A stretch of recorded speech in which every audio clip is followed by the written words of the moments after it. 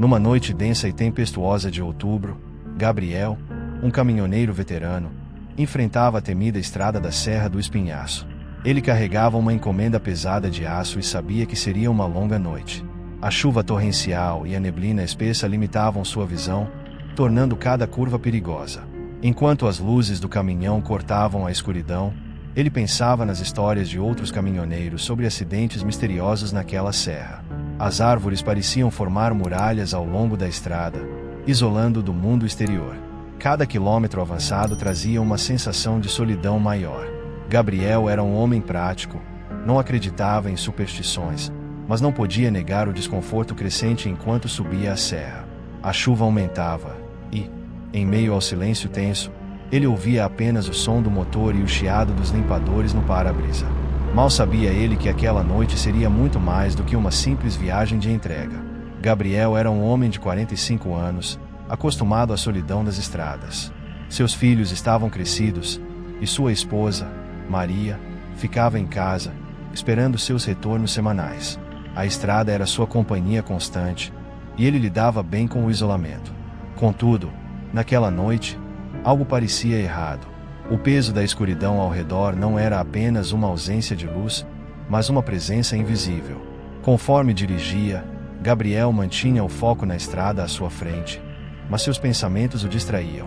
Ele lembrava de um colega que havia mencionado encontros estranhos naquele trecho da serra. Falavam de uma figura misteriosa que surgia em noites chuvosas, mas Gabriel sempre desconsiderou essas histórias. Até então, era por volta das 2 da manhã quando, numa curva fechada, Gabriel avistou algo no acostamento. Uma figura imóvel, uma mulher vestida de branco, encharcada pela chuva, estava parada à beira da estrada. Seu coração acelerou, e ele apertou o volante, quase saindo da pista. Parou o caminhão logo à frente e olhou pelo retrovisor, mas não havia ninguém. A figura havia desaparecido. Sem conseguir conter a curiosidade, Gabriel saiu da cabine com uma lanterna na mão. O vento chicoteava sua pele, e a chuva caía implacável, dificultando a visão.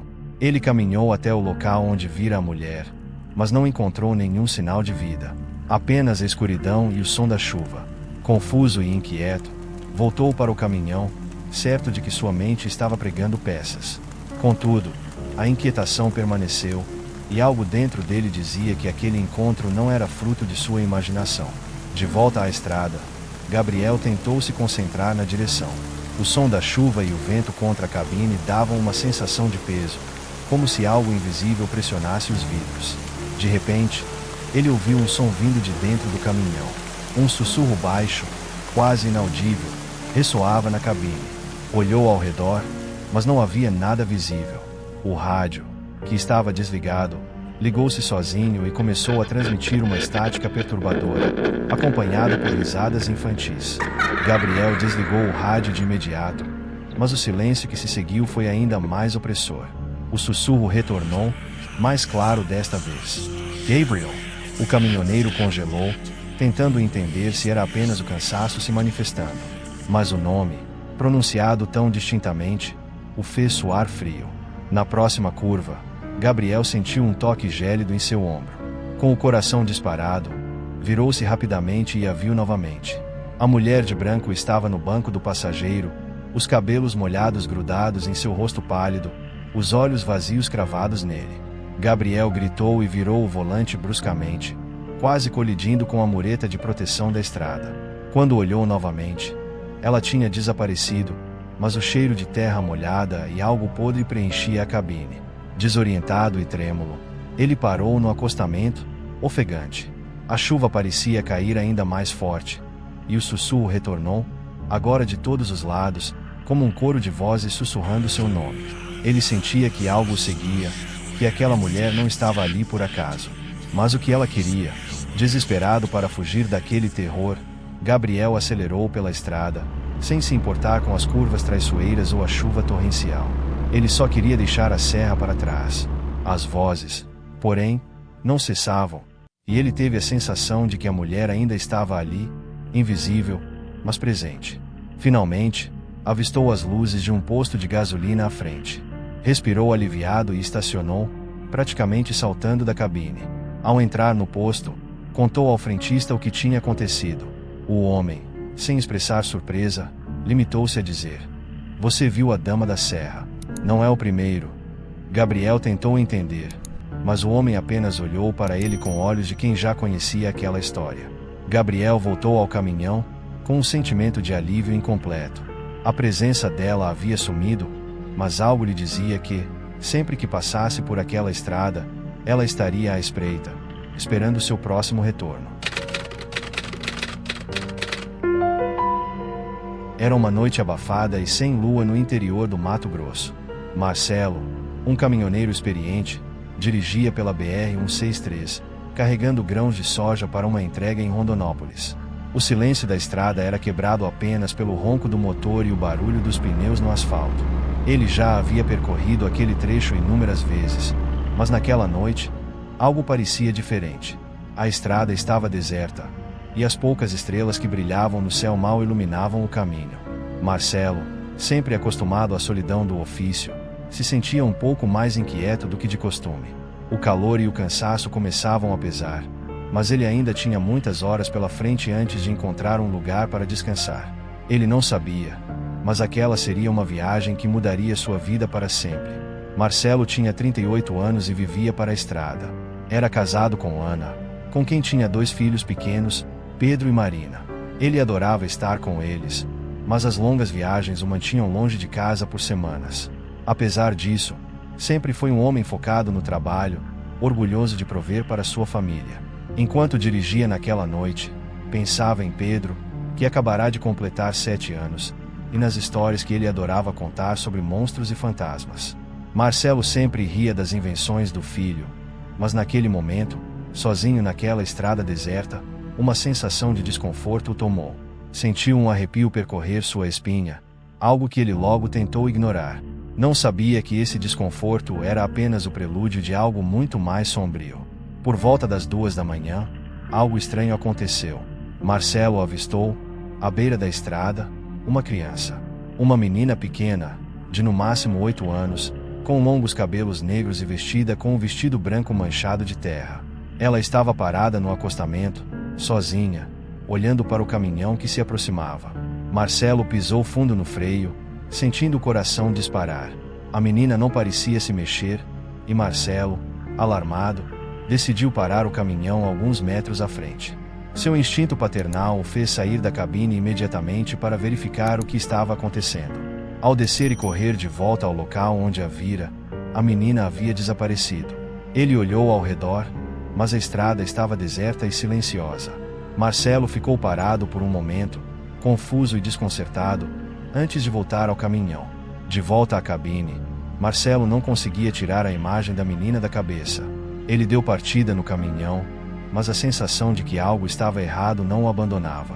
O silêncio da estrada havia se tornado opressivo, e a escuridão ao redor parecia mais densa. Ele ligou o rádio para tentar se distrair, mas, em vez de música, ouviu algo completamente inesperado: risadas de criança. O som era fraco a princípio, mas logo se intensificou. Marcelo trocou de estação, mas as risadas continuavam. Desligou o rádio, mas as risadas ainda ecoavam, como se estivessem vindo de dentro do caminhão. Seus olhos começaram a percorrer o espelho retrovisor e o banco de trás, esperando ver algo que explicasse aquele som perturbador, mas não havia ninguém ali. O pânico começou a tomar conta, e a atmosfera ao redor se tornava cada vez mais sufocante. Enquanto dirigia, tentando ignorar as risadas que agora ecoavam dentro de sua mente, Marcelo sentiu um arrepio ainda mais forte. Ele olhou para o retrovisor e, por um breve momento, viu a menina sentada no banco de trás, olhando para ele com olhos escuros e vazios. Marcelo gritou e virou o volante bruscamente, quase saindo da pista. Quando olhou novamente, ela havia desaparecido, mas o som das risadas se intensificava, agora intercalado com um choro baixo e assustador. Ele sentiu um toque gelado em sua nuca, como se mãos pequenas e frias estivessem tentando se comunicar. Marcelo tremia de medo, com as mãos suadas apertando o volante, enquanto o choro da menina parecia preencher a cabine. Cada curva que ele fazia era um tormento, e ele tinha a sensação de que, a qualquer momento, ela apareceria novamente. Após o que pareceram horas de puro terror, Marcelo finalmente avistou as luzes de um pequeno vilarejo. Ele estacionou o caminhão em frente a um posto de gasolina e entrou no local, ainda ofegante e suando frio. Sentou-se em uma das mesas do restaurante anexo, tentando controlar a respiração. Depois de alguns minutos, decidiu contar a um dos atendentes o que havia acontecido. O homem ouviu a história em silêncio e, com um olhar sombrio, respondeu: "Você não é o primeiro que vê essa menina. Ela morreu num acidente nessa estrada muitos anos atrás. Dizem que o espírito dela busca companhia, e aqueles que a veem nunca mais se sentem sozinhos." Marcelo gelou ao ouvir aquelas palavras. Ele agradeceu e voltou para o caminhão, mas sabia que sua vida jamais seria a mesma. Enquanto acelerava pela estrada de volta para casa, as risadas ainda ecoavam ao fundo, acompanhando-o como uma presença invisível. Mesmo anos depois, a memória daquela noite continuava a assombrá-lo, e ele sabia que, em algum lugar naquela estrada escura, a menina ainda o esperava. Era uma madrugada fria e nublada no interior de São Paulo quando Felipe, um caminhoneiro que adorava viajar por estradas pouco movimentadas, decidiu parar para descansar. Ele estava voltando de uma entrega e ainda tinha muitas horas de estrada pela frente, mas o cansaço começava a pesar. Quando avistou um pequeno santuário abandonado à beira da estrada, com uma capela velha e um pátio espaçoso, resolveu estacionar o caminhão e tirar um cochilo. O lugar era silencioso e deserto, envolto numa névoa fina que se movia com o vento. Apesar da aparência decadente, parecia ser o local perfeito para uma pausa. Felipe desligou o motor e se acomodou no banco do caminhão, esperando que algumas horas de sono o reenergizassem. Mal sabia ele que aquela noite o levaria a um encontro sinistro que mudaria sua percepção da estrada para sempre. Felipe era um homem solitário por natureza. Aos 40 anos, já havia passado a maior parte de sua vida nas estradas, e gostava da liberdade que isso lhe proporcionava. Não tinha família esperando por ele em casa, apenas a estrada como sua companheira constante. Ele sempre foi cético em relação a histórias sobrenaturais, preferindo acreditar que tudo tinha uma explicação lógica. Naquela noite, enquanto observava a capela abandonada pelo espelho retrovisor, um leve desconforto começou a surgir. Ele se ajeitou no banco e tentou fechar os olhos, mas sua mente estava inquieta. Algo naquele lugar o fazia sentir-se observado. Apesar disso, tentou afastar os pensamentos e permitir que o cansaço vencesse. Felipe foi despertado por um som que parecia vir de fora do caminhão. Ainda meio grogue, ele percebeu que havia vozes, sussurros baixos, que pareciam uma reza. Ele olhou pela janela e viu que o pátio do santuário, que antes estava vazio, agora estava preenchido por figuras encapuzadas andando em silêncio, como se estivessem em uma procissão. As vozes eram baixas e ininteligíveis, mas ecoavam pela escuridão de maneira perturbadora. O coração de Felipe acelerou. Quem seriam aquelas pessoas?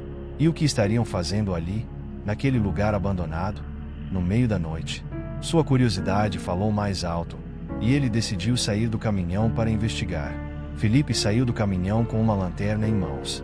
O ar ao redor parecia denso e pesado, e seus passos soavam mais altos do que o normal no chão de pedrinhas soltas.